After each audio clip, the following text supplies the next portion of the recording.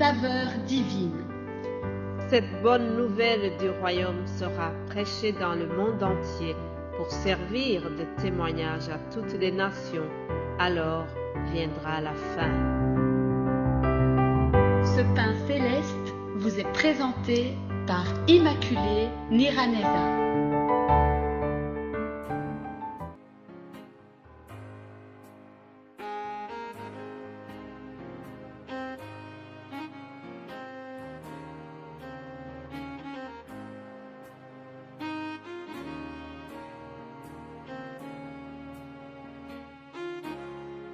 Je vous salue, très chers amis, à l'écoute de l'émission Saveur divine.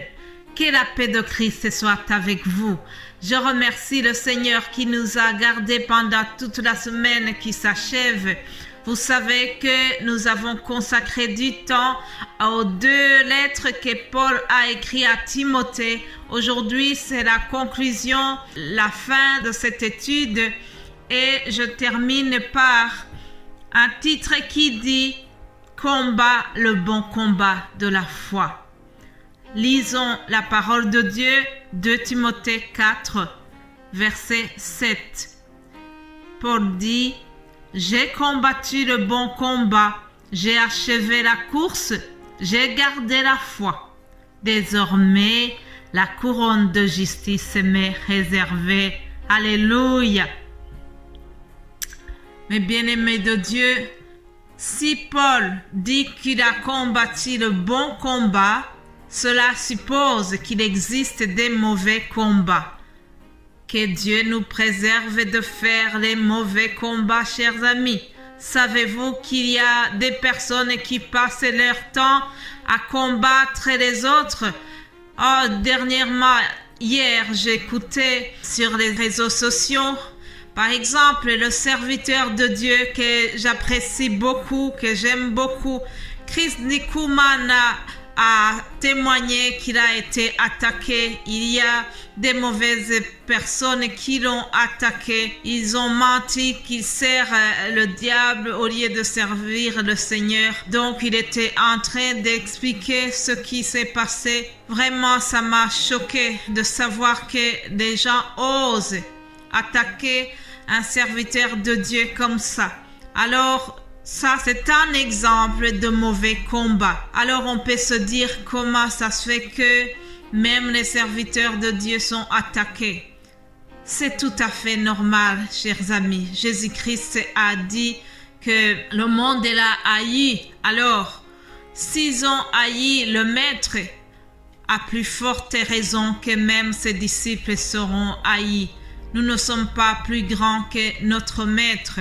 Mais la Bible dit que nous sommes heureux si nous sommes outragés, si on nous calomnie à cause du nom de Jésus-Christ. À ce moment, estimons-nous heureux si nous sommes persécutés à cause du nom de Jésus-Christ. Voyons maintenant le bon combat que l'apôtre Paul a mené. Lorsqu'il dit qu'il a fait le bon combat, qu'il y a une couronne de justice qui lui est réservée, est-ce que Paul n'exagère pas? Est-ce qu'il se donne un très bon bulletin? Mes bien-aimés de Dieu, les Écritures sont là pour nous dire que Paul n'a pas du tout exagéré. Ce qu'il a dit, c'est juste. Il a été objectif avec lui-même. Je vais vous donner des points qui nous montrent que ce serviteur a combattu le bon combat. Vous savez, c'est Paul qui a écrit plusieurs lettres, tous ces épîtres que nous voyons dans le Nouveau Testament. Une grande partie du Nouveau Testament, nous le devons à l'apôtre Paul. C'est un homme qui a pu travailler durement, même pendant son confinement. Je me rappelle quand nous étions dans le confinement du Covid, on était enfermés, on ne pouvait pas sortir. Savez-vous qu'il y a des gens qui se sont même chamaillés durant le confinement, tellement c'était désagréable de rester chaque fois côte à côte. J'apprends que plusieurs ménages ont été détruits pendant le confinement. Il est difficile d'être enfermé, on est facilement nerveux. Mais pendant que Paul était enfermé, pendant qu'il était emprisonné, lui, il a été très utile. Il a été productif pendant son confinement. Alléluia. Il a su rentabiliser son emprisonnement en écrivant le Nouveau Testament. Gloire à Dieu. Ainsi donc, au travers ces lettres, le serviteur de Dieu exhorte les chrétiens à préserver la pureté de l'Évangile. Il a encouragé ses collaborateurs comme Timothée.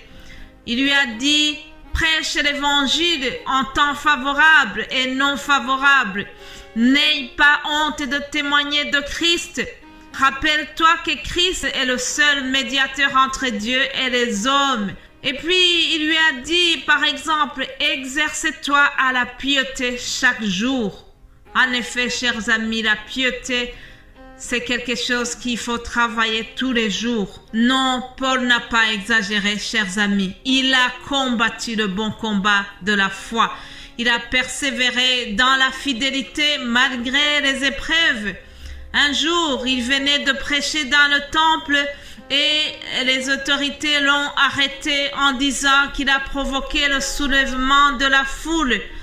On lui a reproché de ne pas obéir à la loi juive et on l'a emprisonné. Je vous en supplie, lisez les Actes des Apôtres, chapitres 21, 22 et 23, vous verrez cette histoire. Mais je vous lis juste quelques lignes, par exemple dans les Actes 21 au verset 30, où on nous dit que toute la ville fut émue et le peuple accourut de toutes parts. Ils se saisirent de Paul et le traînèrent hors du temple, dont les portes furent aussitôt fermées. Comme ils cherchaient à le tuer, le bruit vint au tribun de la cohorte que tout Jérusalem était en confusion. Voilà, vous voyez qu'ils ont même cherché à le tuer. Donc ici, c'était le début de son emprisonnement. Écoutez comment le Seigneur a été avec lui, chers amis. En effet, Jésus-Christ a dit: vous aurez des tribulations dans le monde, mais prenez courage, j'ai vaincu le monde. Le Seigneur l'a assisté. Acte 23, 11, je lis ceci. La nuit suivante, le Seigneur apparut à Paul et dit: prends courage, car de même que tu as rendu témoignage de moi dans Jérusalem, il faut aussi que tu rendes témoignage dans Rome. Alléluia. Jésus-Christ est venu l'encourager. Paul n'a pas abandonné, même qu'on l'a frappé jusqu'à le faire mourir, mais il a tenu bon jusqu'au bout et le Seigneur est venu l'encourager. Alléluia. Peut-être que toi qui m'écoutes, il se pourrait que tu traverses des moments difficiles, des moments où tu te sens vraiment persécuté à cause de ta foi. Alors le Seigneur te dit la même chose. Prends courage, il est avec toi. Prends courage, n'abandonne pas, ne renie pas ta foi. Persévère jusqu'au bout, le Seigneur est avec toi. Mais bien-aimés de Dieu, le combat de la foi, c'est quelque chose qui se mène tous les jours. Oui, nous devons lutter contre les ruses du diable chaque jour. Nous devons lutter contre les tentations des péchés tous les jours. Combattons le bon combat de la foi. Peut-être que tu m'écoutes en connaissant Jésus-Christ, c'est très bien, mais si tu ne le connais pas encore, je t'invite vraiment à inviter Jésus dans ta vie. C'est la chose à faire.